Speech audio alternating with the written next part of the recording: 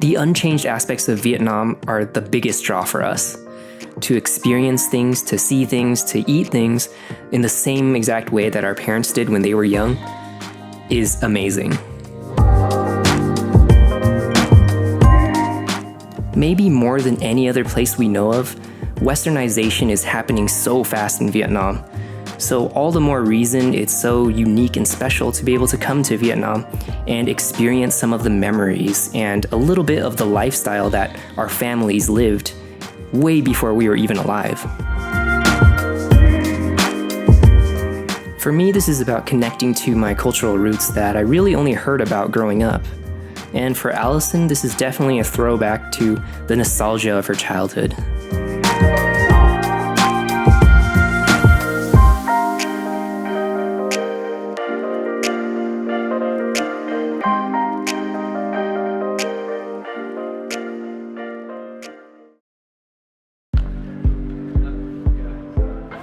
We're going to Vietnam this year because Billy have never seen Vietnamese New Year in Vietnam, and I haven't seen it in 17 years. It's been a long time, and a lot of things has changed, but the festivity and those remnants of my childhood, it's very much alive in my heart. So the main purpose of this trip is to show Billy what it's like to celebrate New Year's there, and just for him to see the country in its happiest, most festive time of the year. Did you find your wife? Why?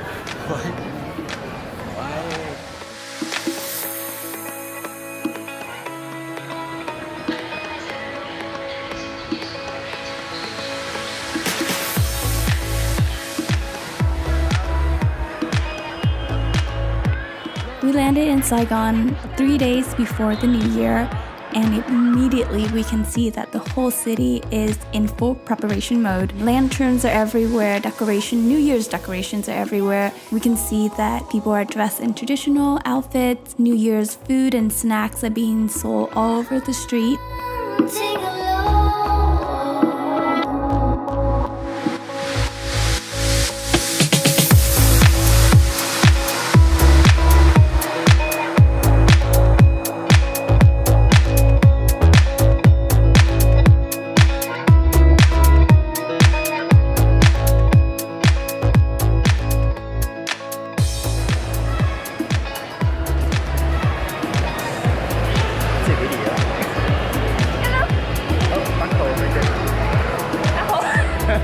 So the first day there, we spent exploring the city, sightseeing, and also trying different street foods. And this was my first time getting sweets on the streets. Man, Vietnamese people love their sweets. It's like way too sweet for me. Here we're eating, what's it called?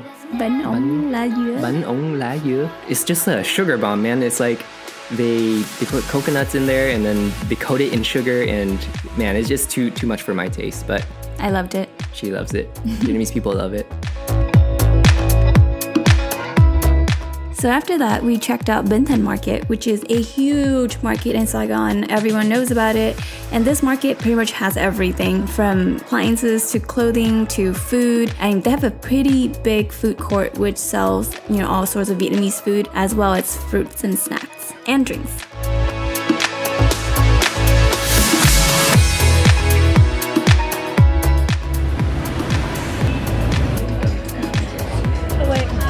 Wait.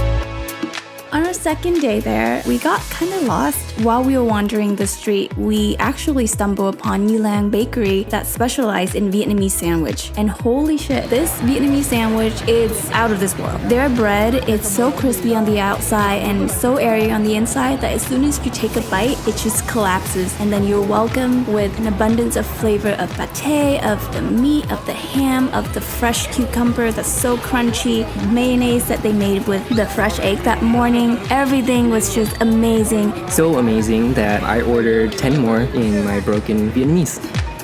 After we got stuffed full of banh mi, we went over to this little section of the city where a lot of these artists gather. You can get your name written in Vietnamese calligraphy. There's people painting eggs. They're selling all sorts of little Buddhas and other festive little keychain type things. It's also a place where people dress up in traditional áo dài to take pictures. It was pretty cool to see briefly. I don't think it's something we would stick around too long for, but maybe we should have got our names written.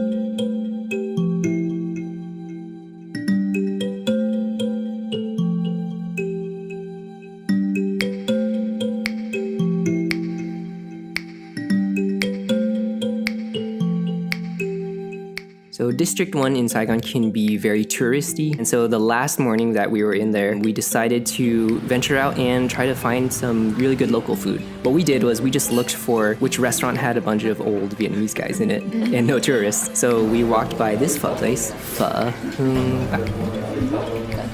And man, this is a really simple bowl of pho. It's so different and so minimal comparing to the pho in the state. The broth is so aromatic and so flavorful. It's so clear too. And they serve it with yao zhou wei, which is a type of Chinese donut for you to dip in with the pho.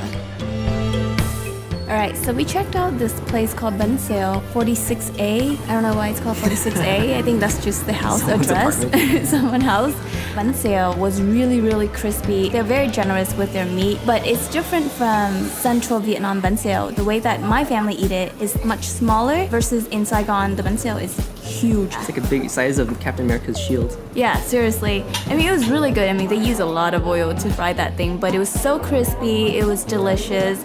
You feel like shit after you finish eating it though, but that's why they eat it with mustard leaf instead of rice paper. So this place is actually very well known among the locals, and you can see when you get there that there's a lot of families. They also serve this, I think it's called Imperial Egg Roll and also Spring Roll, but we definitely recommend trying both of those things with the banh sale while you're there.